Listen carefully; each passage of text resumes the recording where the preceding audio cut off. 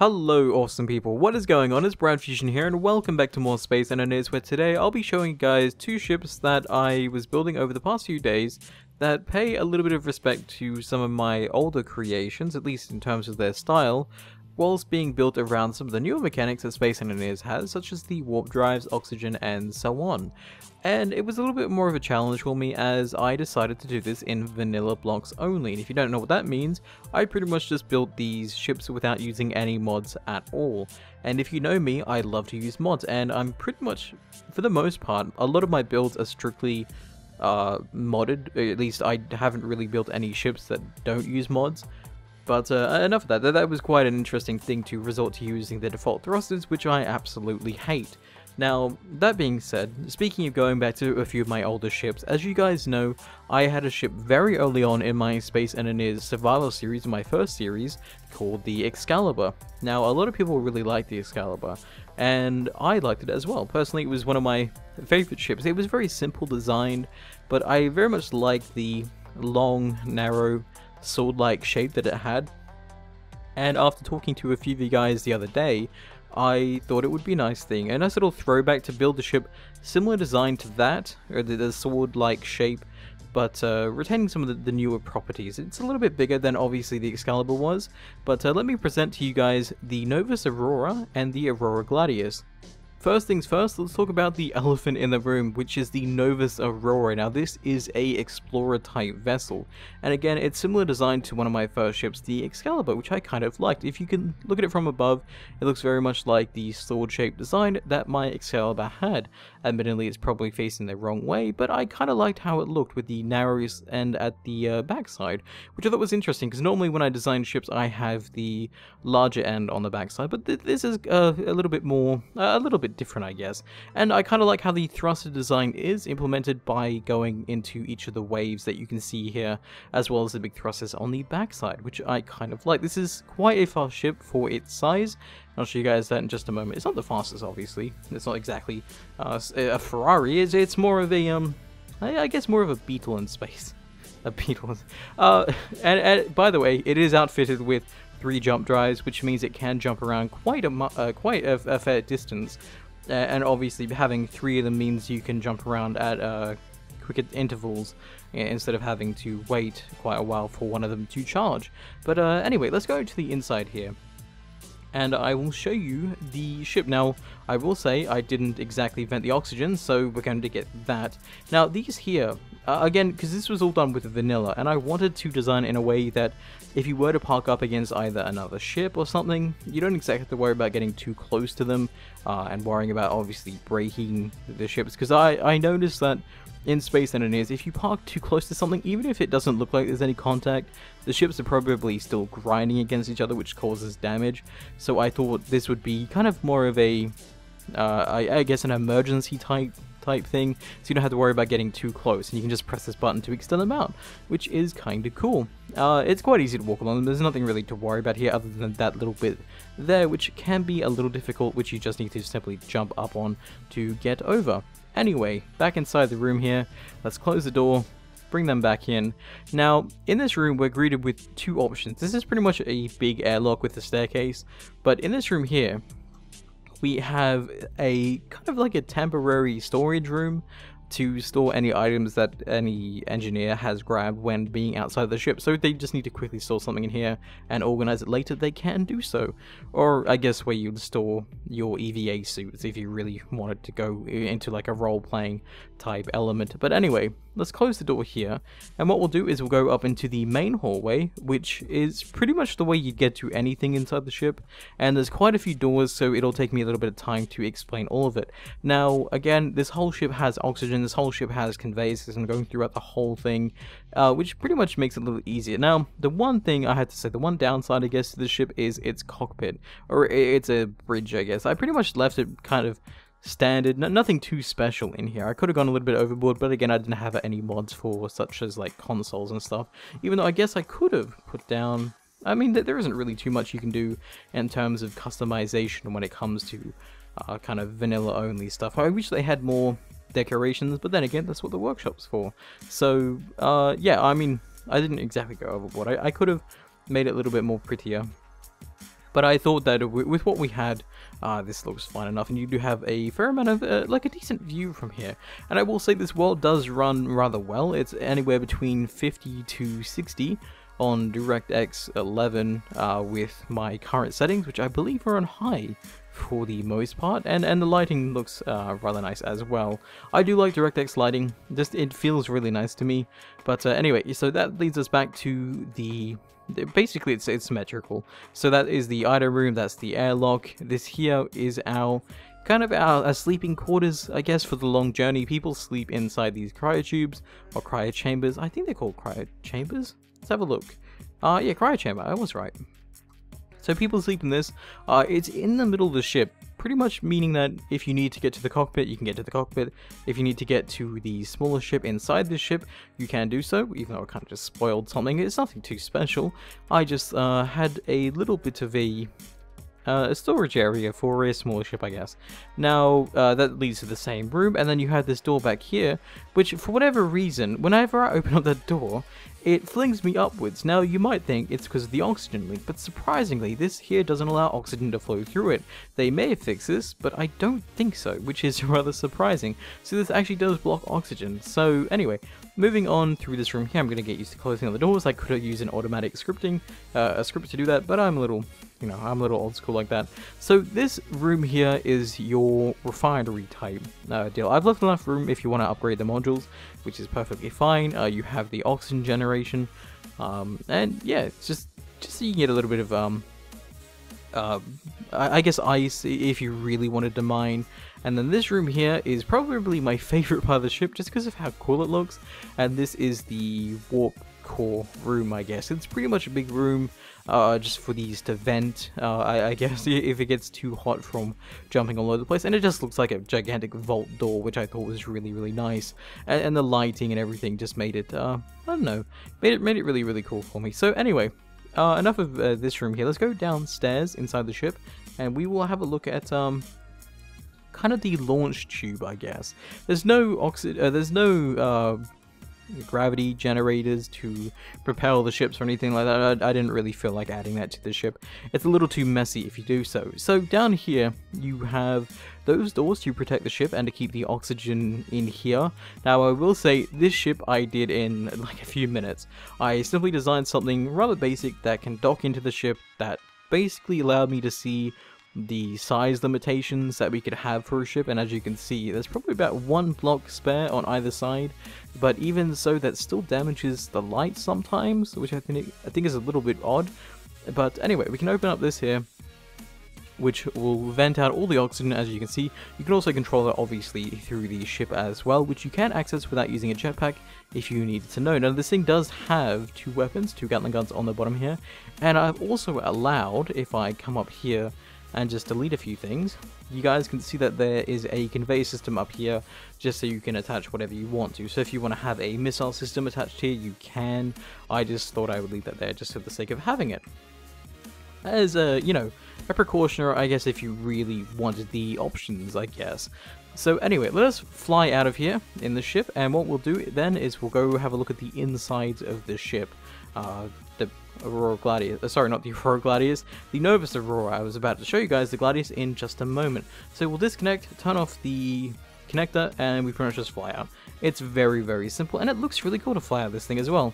So yeah, there we are, we're outside the ship now, and obviously going back inside of it isn't too much of a pain, as there is a camera on the rear side as well, so you can see exactly where you need to see to get inside the ship. But anyway, so let us get out of this thing right now.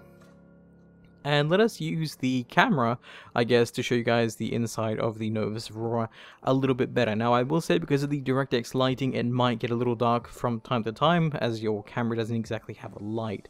So if you look, by the way, I will say, there is a missile system on the front here, and there is ports for weapons all over the ship as well. If you really wanted weapons on this thing, I didn't put them on by default, but you can install them if you need to. If you look all throughout the ship, you can see that there's conveyor systems pretty much everywhere for anything that you need. As you guys can see, it goes pretty much throughout the whole entire ship, even down here as well, where it goes through here, connects to them, and it goes through all this as well. So that's that's a basic conveyor system. So you guys can see this goes all the way back through here. Here's all the batteries in the top here. I didn't charge them because I'm an idiot and I keep forgetting to charge them before I record, but at least you can see there's plenty of batteries in this thing to power everything. And up here we have the oxygen farms, which are generating oxygen, the solar panels, which are generating electricity, and in here you guys can see tubes come back, the 3 warp drives, or the jump drives. And by the way, let me know in the comments below what you guys prefer, whether it be warp drives or jump drives. I kind of like the sound of warp drives, and I'm so used to saying that, even though in this game they are called jump drives. Now behind this we have 3 large reactors to power the whole ship, and even further back we have the oxygen storage area and the thrusters. Now the gyroscopes are just under here, not too far, but where exactly are they? I forgot where I put them. Yeah, just up here. And then we have the gyroscopes as well for the turning. Now I'm not going to fly the ship just yet. I'm going to show off the Aurora Gladius, which is pretty much just the protector. It's nothing too special. Someone wanted me to design a smaller ship, similar theme to this, but more combat orientated, which I guess this kind of is. It was just done as like a little side thing, as I wanted to see how small I could make a ship, but keeping it in similar theme. So on the front of this one here, you have 6 missile launchers as opposed to the 3 that this one has, and not much walking room, honestly. If I come in here and I close this up, this acts as an airlock, as I like to have them, but this is obviously decompressing, but we'll open it up anyway. Now in here, this is pretty much the room you have to walk around. Not much, but for a combat orientated ship you don't really need too much space. There is a docking port on the bottom of this to connect with the large ship for any ammo or power transfer if needed, but it pretty much functions how you would expect it to. Now, using the camera to have a quick look on the inside of this ship, you can see it's very similar design to the previous one. So you have the 2 large reactors, and you have 2 jump drives or 2 warp drives as opposed to the 3 that the larger ship has, allowing you to pretty much jump into battle and jump out of battle as necessary, which I think is rather a cool idea. Now, each ship has 2 antennas, which I've done for a reason, and that's pretty much that if something goes wrong, you can disable this beacon and turn this one on, which just acts as a distress beacon, or a distress antenna. I guess I prefer antennas over beacons, as you can connect to them still. But just in case something goes wrong, you can easily turn that on. But and the other ship has obviously the same option as well. Now again, these will be on the workshop, obviously, as I tend to upload everything I do make for you guys. So yeah, let us fly the ship around so you guys can see what this is like. Again, this ship isn't too bad. I do have a few things here. I might shoot at the big ship, just for the sake of it. So we're already at 10 meters per second in this thing. Let's get out of here and let us just quickly show you guys the other ship's movement before we jump out of here with this one and jump back, for anyone who hasn't seen the jump drives in action. So let's come in here, close this up, let's go inside the cockpit, and we'll just pretty much run around a little, drive around a little, and fire upon this thing. So again, this ship isn't too bad with its mobility, though it isn't obviously the greatest ship that you'll see flying throughout the sky. So we're at 1 in just a second. Again, its acceleration isn't too bad for a large ship of this scale, and again, using default thrusters only. What I've worked with, I think this ship looks rather cool, accelerating, because you have all the thrusters on the underside here, all lit up as well, which I think is rather nice, especially with the dark lighting. It just makes it look that much better. So we're going to let this thing drift a little bit, not much, but going to let it drift just about 5 meters a second here. Close enough. And then we're going to go get my other ship, jump out of here, jump back, and then bombard it with some missiles, because I think that would be kind of a cool thing to do. I got confused with what door I was looking at for a second there.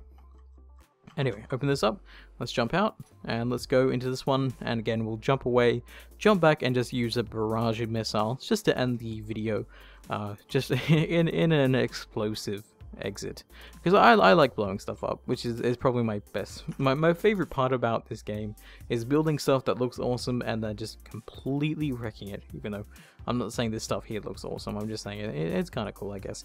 So, yeah, we'll set this as our attack target. Very nice, and this here to jump us away by about 5Ks or so. So let's go a little bit further than 5, we'll go back to there. There we go, cool. So now what we'll do is we'll charge up our drive here by assigning it a key. So you're going to go jump here, and then the weapons will be ready as well. So jump for a blind jump. You guys can see the thing charging up here, which looks really cool, by the way. And you can see us warp away like so. Probably my favorite thing in the game is seeing this thing happen, especially when you're not the one jumping. It just makes it look so much better. But I kind of wish that didn't affect every camera in the game when you warp, but they'll fix it obviously in time. So what we're going to do, we're going to turn around here, and again this thing has quite a decent turn speed too, which I think is rather nice. Now what we're going to do is we're going to jump into the attack target. Now again, because we have these two drives, we can pretty much jump back and forth at relative ease with each of these charging up at a decent time. So this could be used to pretty much jump in to attack something and then to jump back out again. So obviously I jumped in facing the wrong way, but so now we're just going to come up from behind this thing, barrage it a little bit, and pretty much call this a day, I guess. So we're going to fly up here, get ourselves a little bit lined up, I guess. And what we're going to do is we're going to use this camera here, just have a look at this. So here we are coming up on the, hang on, where are we? We are up there, I think. Yeah, we're a little bit far away, but you know, we'll make it eventually. Hopefully we're going at a decent speed, not going fast enough. Well, let's increase our speed here a little bit, and we'll be sure to collide with it eventually. So yeah, so hopefully you guys like these ships. Let me know in the comments down below again what you guys prefer, whether it be the jump drives or warp drives, and I'm going to fire upon these and just see how far these go, because these missiles, as you can see, they kind of detonate in the air a little bit prematurely, which I kind of don't like, but I mean that's understandable, as I think turrets are probably a better weapon to use anyway. But anyway, we're going to almost crash into this thing here, which I think looks a little cool, but yeah, so hopefully our aim isn't too far off. We're getting closer, that's for sure. But let us thrust up a little bit more here. Almost hit it. Very close, but not quite. We're still aiming a little bit prematurely here. But there we go. I think that should pretty much guarantee us a hit. Come on, hit the target. Oh, right in front. This is where it's going to go down, people. I'm terrible at doing third-person combat, I have to say. Oh, there we go. We have a barrage of missiles now.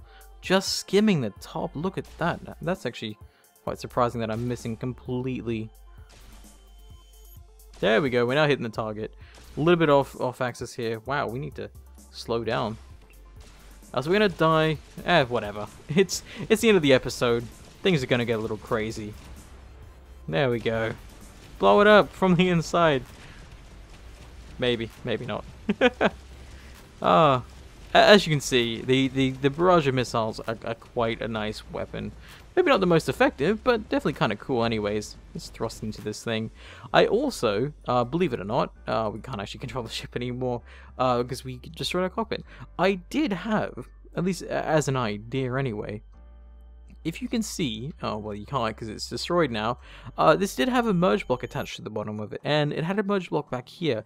I did originally attach these, or at least I had them function as, basically these would attach as acting as, I guess, thrusters on the back side of the ship, which I thought looked really cool. But the downside was I couldn't make it look in a way that didn't look stupid, because of the way merge blocks work, you can't exactly have any pieces of armor surrounding them without it either deforming or completely merging in a way that you can't break it apart, which I'm not exactly a fan of. But I mean, I guess I could use a piston to bring it back in and back out, but nonetheless, I figured just leaving them separate would be something that I much prefer to do instead of making it look a little more messy. But anyway, that'll do it for today's video. Hopefully you guys enjoyed that, and I will see you guys next time. Thank you guys so much for watching, and stay awesome.